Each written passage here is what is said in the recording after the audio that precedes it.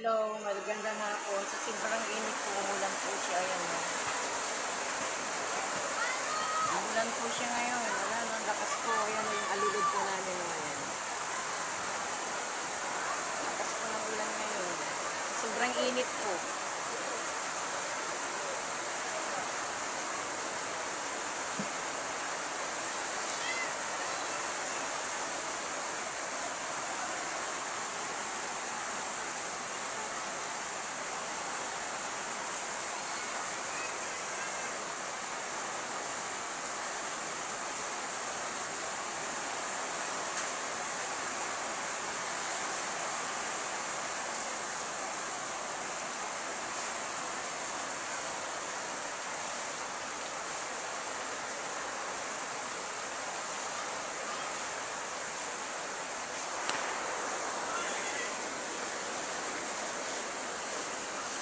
Bibiligan na naman ang aking halaman.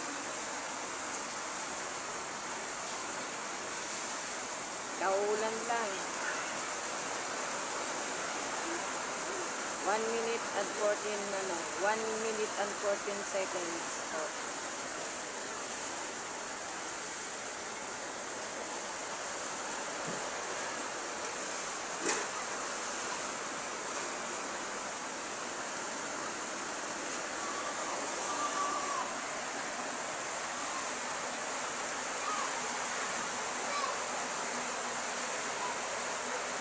May kasamang hangin. May kasamang hangin ang ulan natin.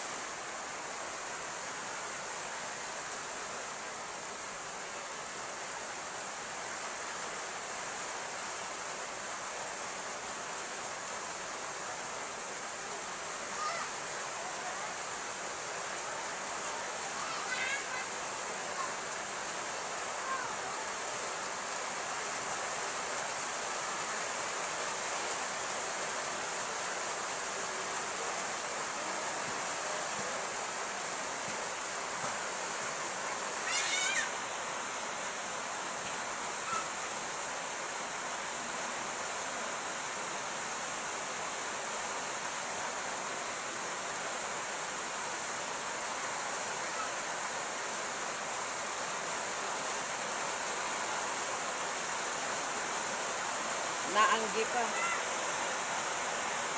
Kaya lumalakas po ang ulan. Buti na lang walang tulong. Pero pag nampun ninyo ang langit ninyo.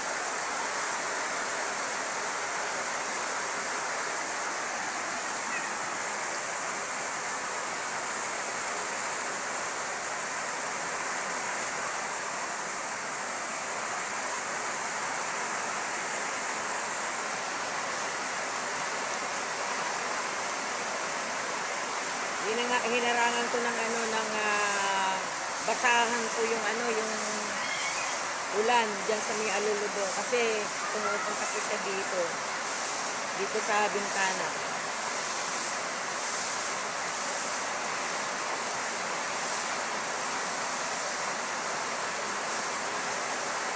Sa lakas ko ng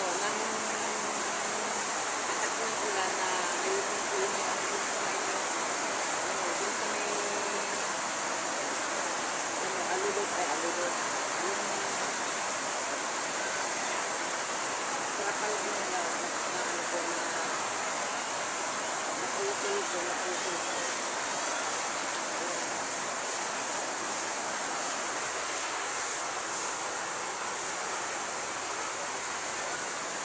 Ay, salamat at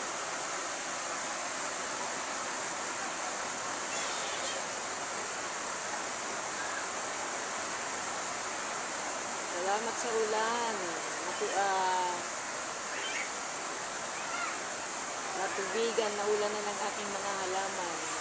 Lalong yayabong ang mga halaman at yung mga fruits magpe-press pa sila. Kasi ang halaman na habang nauulanan, ayan,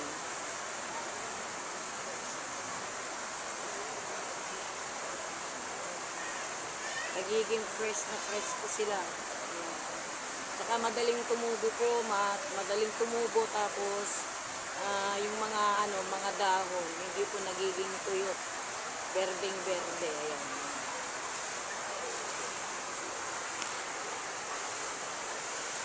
Ayan, gapas ko na yung alulod ko dyan. Yung alulod. Ang lakas po ng ng agos ng ulan sa alulod.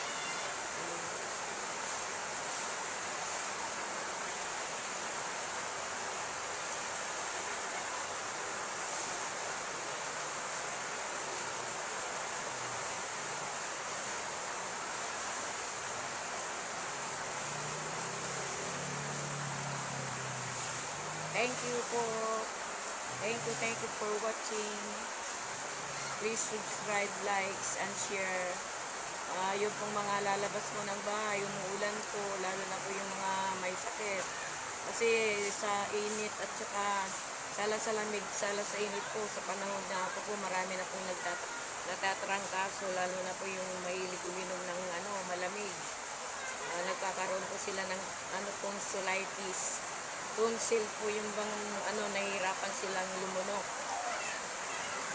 Kung mahirapan po kayong lumunok dahil po sa tonsils, paggising sa umaga, magmumog po ng maligamgam na tubig. Lagyan po ng isang kutsari kang asin, kanawin, tapos maggargal po kayo. Yan po ang remedyo sa sumasakit mong lalamunan. Sa tonsil po yun dahil po sa lamig.